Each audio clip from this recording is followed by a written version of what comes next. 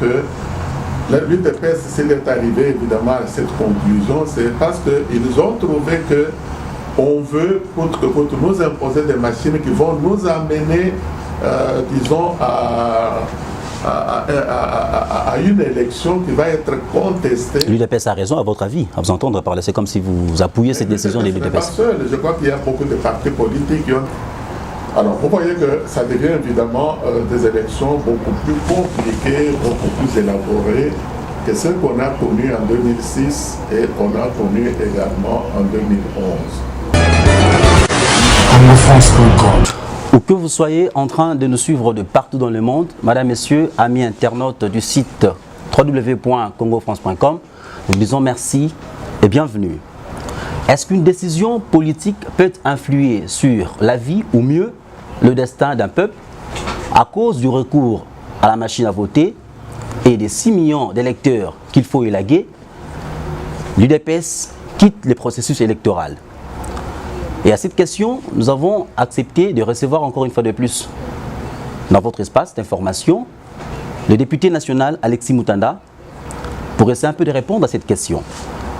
Alexis Moutanda, bonjour. Oui, bonjour. Dites-nous d'entrée de jeu, comment est-ce que vous allez? Bon, ça va très bien. Peut-être pas aussi bien que vous, mais ça va quand même, on n'a pas à se plaindre. Nous avons tous appris cette décision de l'UDPS de quitter les processus électoraux suite aux revendications exprimées qui ne sont pas rencontrées. Dites-nous, comment est-ce que vous avez reçu cette nouvelle?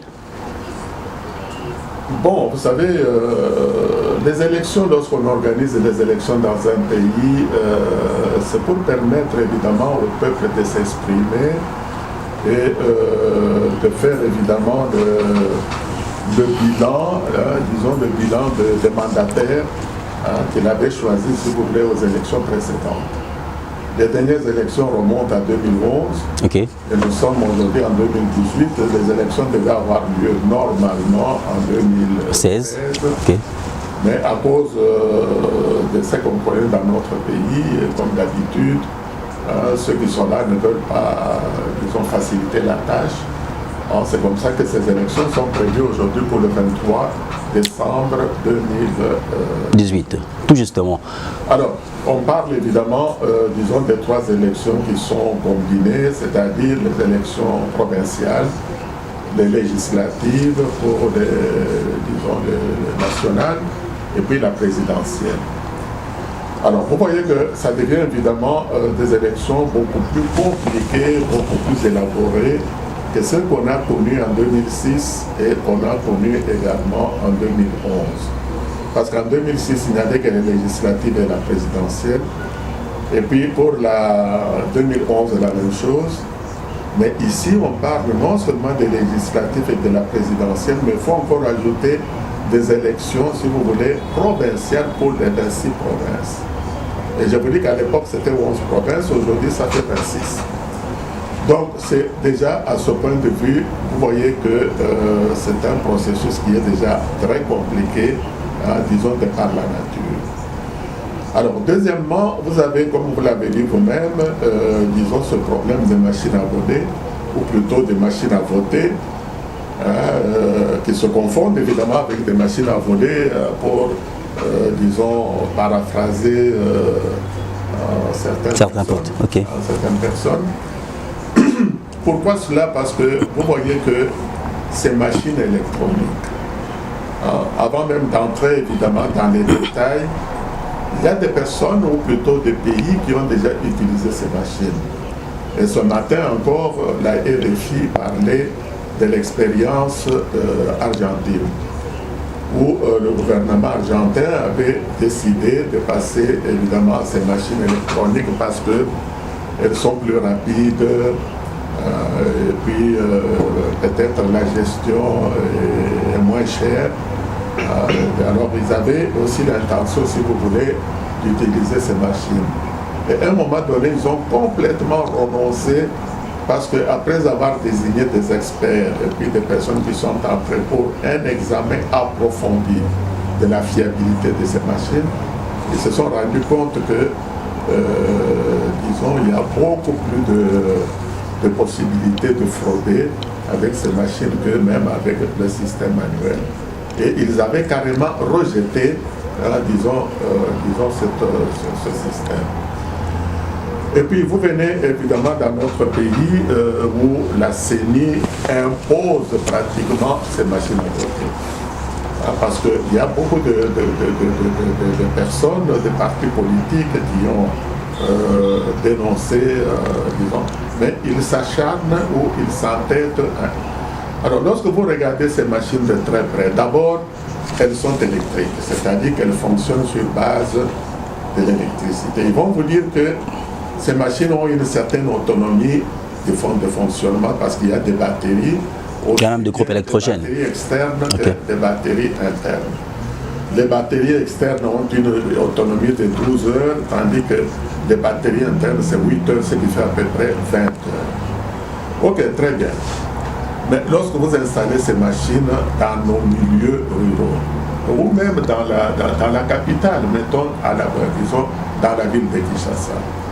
Dans la ville de Kinshasa, vous avez pratiquement 24 communes. Okay. Vous avez des populations qui sont étendues, donc ces machines seront installées un peu partout. Alors, à supposer qu'une machine, disons, aussi sophistiquée, parce qu'elle peut toujours tomber en panne. On ne peut pas dire que ces machines, des milliers, elles peuvent fonctionner, disons, de manière à la perfection.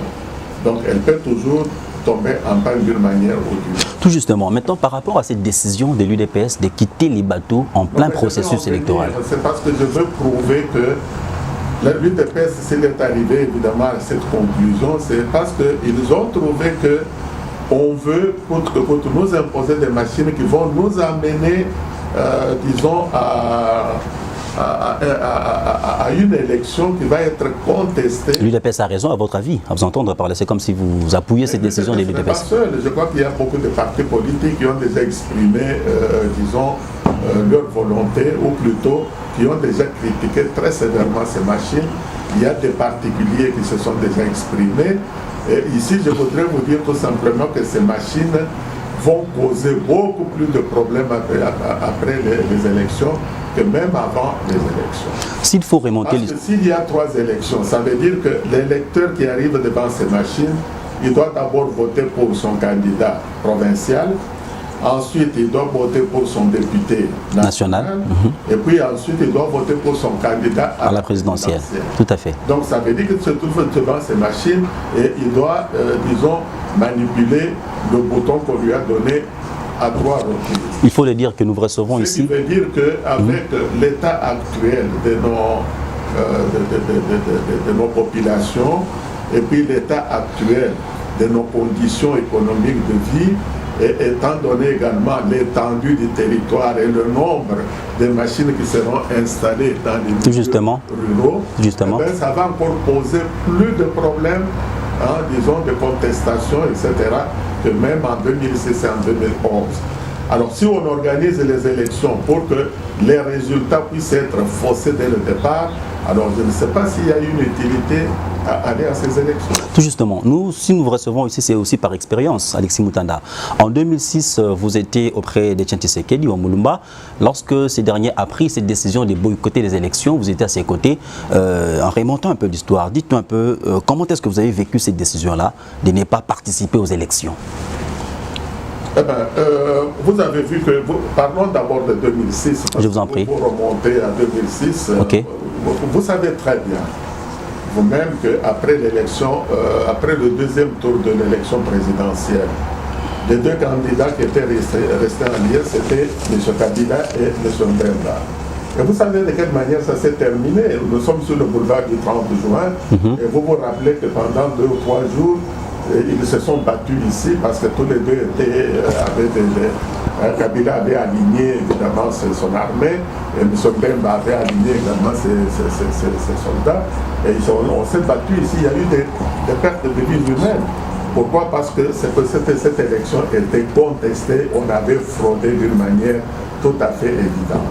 Okay. Et puis il y avait la Cour suprême de justice également qui a été envahie par la population, qui a été pratiquement incendiée. On avait mis du feu là-bas pour protester contre, disons, le verdict de la Cour suprême. Et vous vous rappellerez également qu'en 2011, lorsque le président Tshisekedi s'était présenté cette fois-là, les élections étaient également contestées de manière... Il y avait même les centres caractères, il y avait l'Église catholique, il y avait les choses, comment je dirais là, l'Union européenne, parce qu'eux aussi, ils avaient des observateurs. Okay. Et d'une façon unanime, tout le monde avait conclu, évidemment, à une machination, à une fraude massive. Et ensuite, alors, s'il faut aller, pourquoi ne pas profiter des expériences du passé pour améliorer ce que nous faisons dans le futur? Si on fait des élections en 2018 pour répéter les mêmes expériences de 2011 et 2018, à quoi ça sert? Est-ce que ça vaut la peine? Parce qu'après ces élections, il y aura encore des contestations plus graves et on risque d'avoir des affrontements, encore des morts, etc. Donc, et puis le résultat des élections, c'est-à-dire, disons, la manifestation de la volonté populaire qui doit choisir ses mandataires, est-ce que cette volonté populaire sera respectée? Est-ce que cela n'est pas la politique, Alexis Moutanda? Est-ce que, si vous voulez, d'une élection? Êtes-vous d'avis de ceux qui pensent que cette décision de Félix Tshisekedi, c'est à peu près le caractère de Tshisekedi que le fils est en train d'hériter, hein, la politique de la chaise vide? Mais vous êtes en train de vous centrer sur... Je vous dis que c'est un problème qui saute aux yeux et ce n'est pas seulement l'UDPS, il y a beaucoup de partis politiques. Beaucoup de partis politiques, tout à fait, mais... Attendez, je vous en prie. Je ne veux pas pourquoi on doit se centraliser sur un individu ou bien un parti politique. Je vous dis que ces machines ont été rejetées en Argentine. Elles ont été rejetées dans certains pays européens. Et puis ces machines, quand on les examine, ce sont des machines qui sont porteuses de beaucoup d'irrégularités. Alors, que ce soit l'UDPS ou un autre parti politique qui les conteste, est-ce qu'il faut remonter, disons, au président Tshisekedi pour dire que ces machines ne sont pas fiables? C'est un problème qui se pose aujourd'hui et n'importe quel politicien congolais qui veut réellement des élections libres, démocratiques et transparentes, eh bien ces élections, si elles sont organisées avec ces machines, ça ce n'est qu'un élément, les machines, disons, électroniques à voter. Mais il y a aussi un autre élément. Par exemple, disons, ces 6 millions d'électeurs qu'on retrouve évidemment sur le fichier, sans empreinte. Et qui sont même porteurs évidemment des empreintes.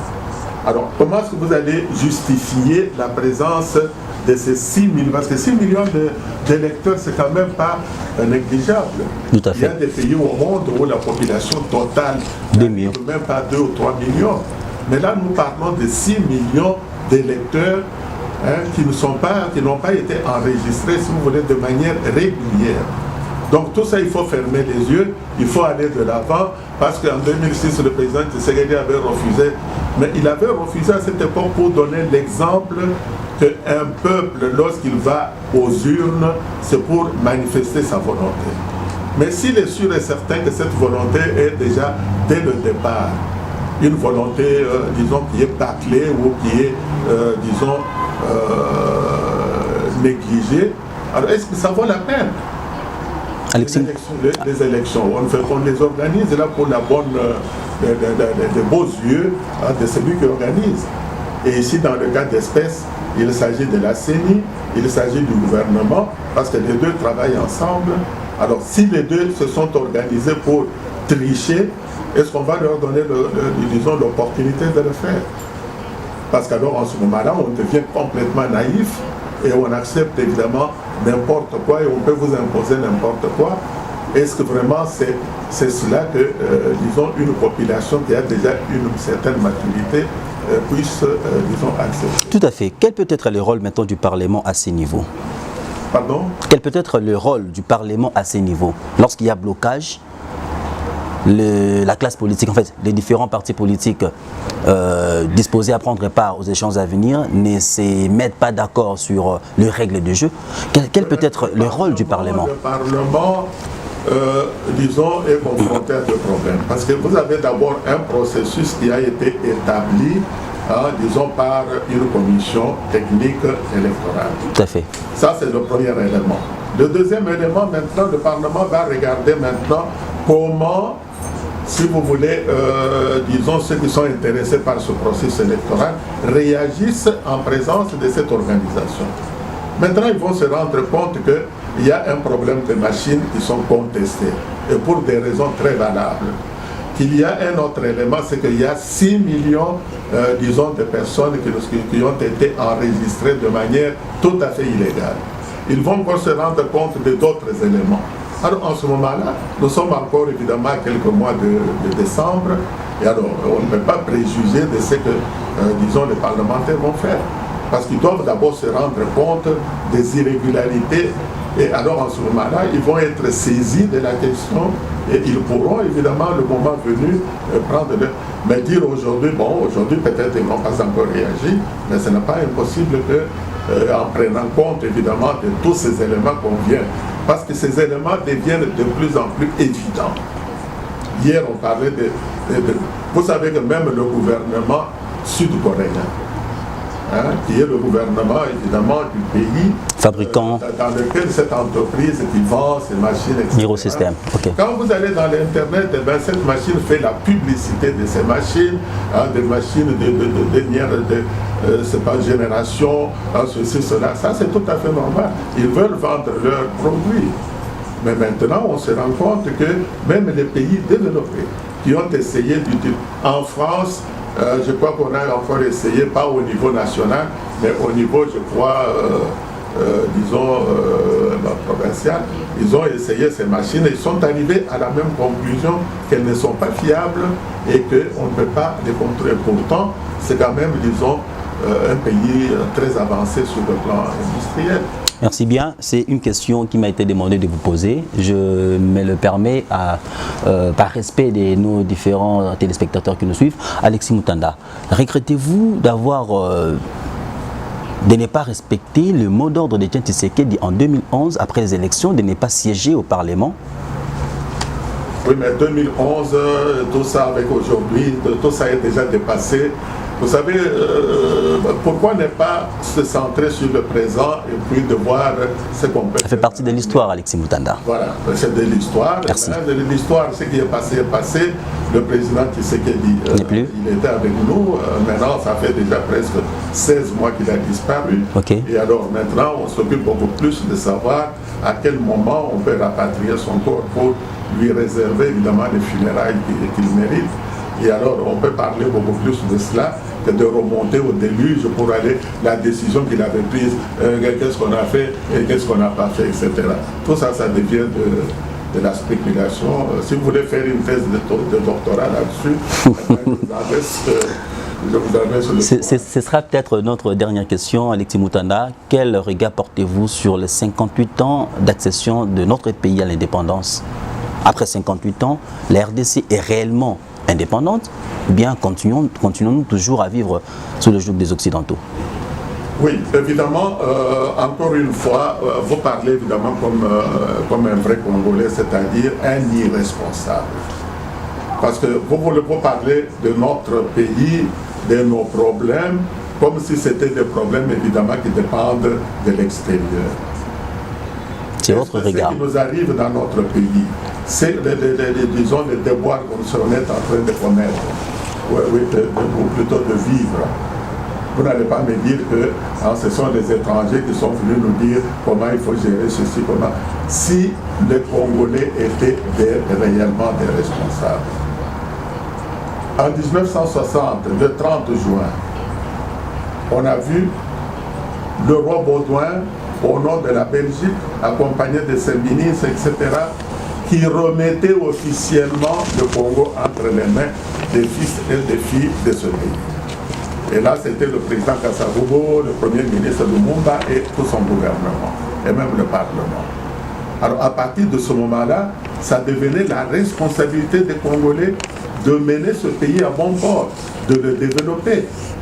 Si maintenant on a laissé les portes ouvertes, les fenêtres ouvertes et qu'il y ait des personnes, n'est-ce pas, qui entrent par n'importe pour nous dire ce que nous avons à faire, eh bien, nous devons d'abord commencer par dire que c'est notre propre responsabilité, c'est notre propre irresponsabilité, c'est notre propre, disons, manque de patriotisme et même de l'autovalorisation. Parce que si vous avez un pays, un grand pays qui est riche, qui est beau, qui est reconnu comme étant un des pays les plus merveilleux du monde, et que vous soyez propriétaire de ce pays, la première responsabilité que vous pouvez porter, c'est de prendre en charge ce pays et de le développer pour le bien-être, disons, de la population. Alors, si vous ne pouvez pas le faire, c'est la faute de qui? Si vous avez une belle maison et que vous négligez, vous ouvrez les portes, vous partez en balade, et vous laissez les portes ouvertes, etc. Et si un jour vous trouvez des voleurs ou des aventuriers qui ont fait n'importe quoi dans la maison, la faute incombe à qui? Concrètement, quels sont les acquis qu'il fallait s'approprier pour aujourd'hui être une nation respectable et respectueuse?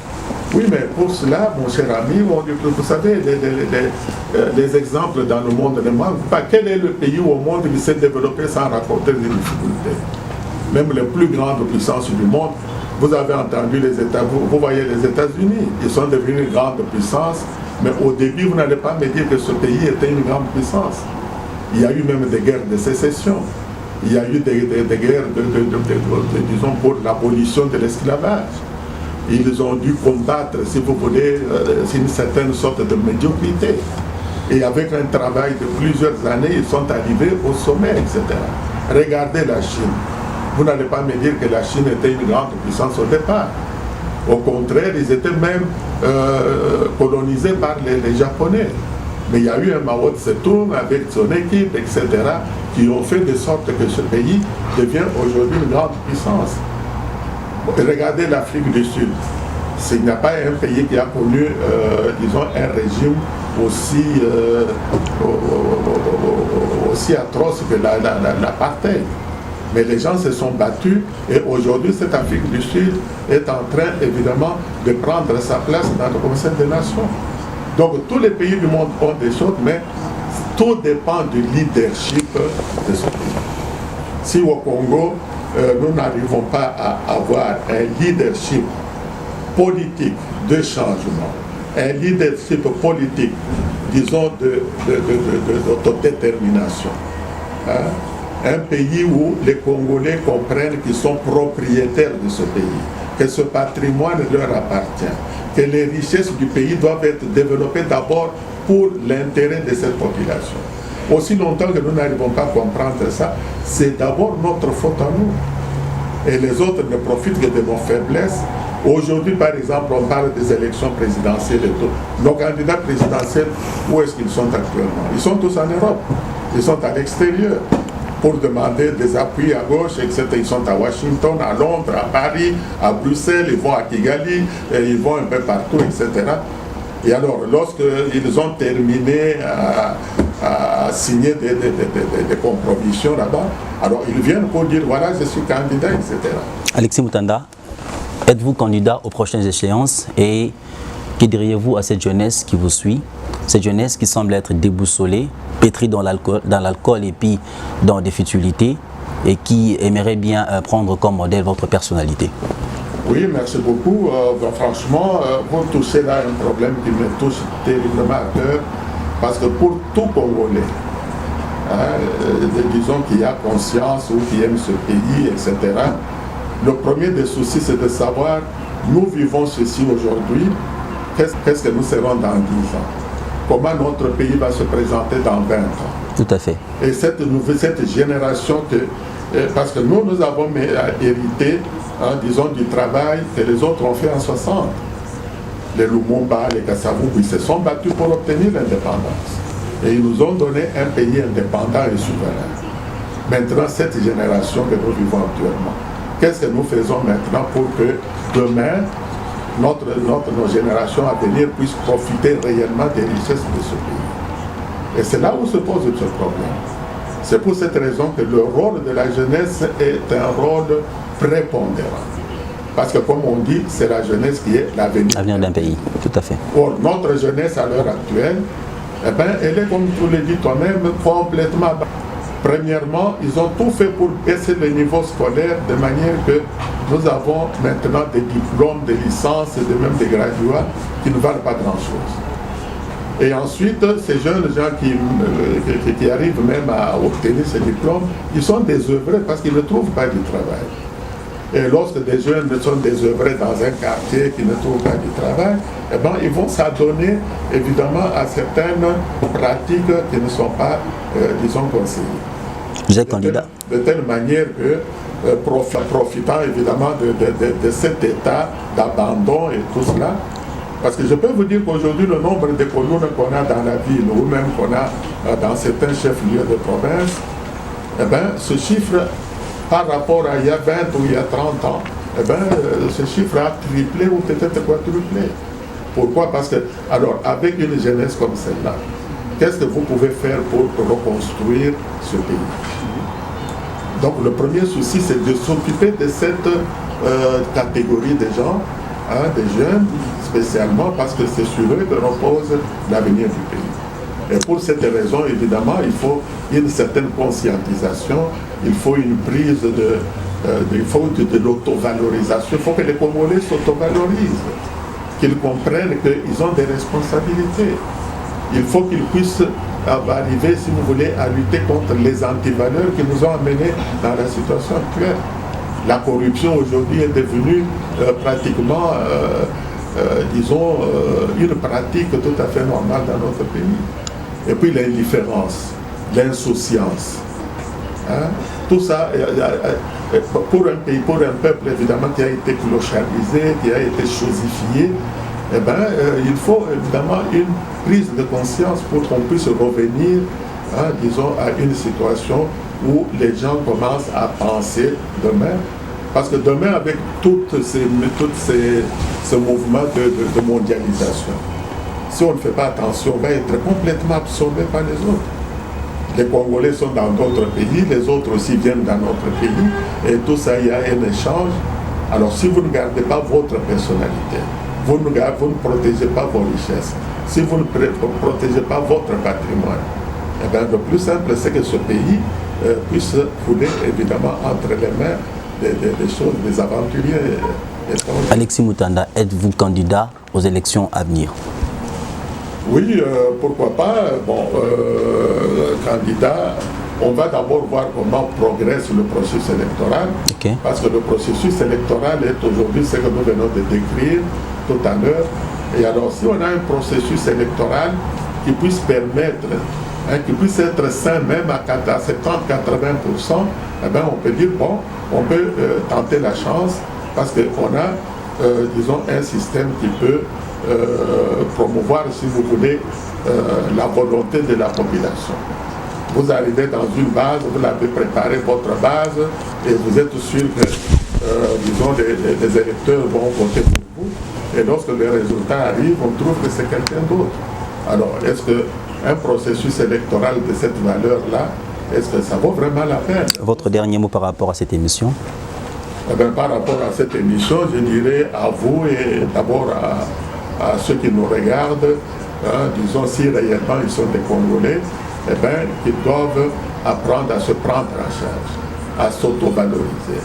Qu'ils doivent comprendre qu'ils sont le souverain primaire et qu'ils sont les propriétaires de ce pays. Et en tant que propriétaires, ils ont la responsabilité et ils ont le devoir de protéger cette propriété, de protéger ce patrimoine, de l'encadrer et chacun doit faire tout pour contribuer, si vous voulez, à lutter contre ces antivaleurs qui nous gâchent la vie et qui nous mettent évidemment dans cette situation de médiocrité et même, disons, de chosification. Merci beaucoup. Si nous acceptons la chosification, eh bien, en ce moment-là, nous acceptons aussi la mort de notre pays et on ne doit pas être étonné que d'ici quelques années, on trouve ce pays entre les mains des personnes qui ne sont pas congolaises. Alexis Moutanda, merci beaucoup. C'est moi qui vous remercie. Merci aussi à tous les fidèles internautes qui ont pris le temps de nous suivre durant tous ces temps ici. Tout ce qui touche à l'intérêt de cette nation nous concerne au premier chef. Madame, Messieurs, voilà pourquoi nous sommes approchés de ces baobabs pour avoir des réponses à toutes nos questions Une fois de plus, merci à notre invité qui ne ménage aucun effort pour répondre à notre invitation. Et à vous tous, fidèles téléspectateurs, nous vous donnons sincèrement merci à Mouna Cédric qui était derrière la caméra, ainsi qu'au numéro 1 du site. Quant à moi, j'espère Labunda, je vous dis sincèrement merci et à la prochaine avec le même plaisir. Au revoir.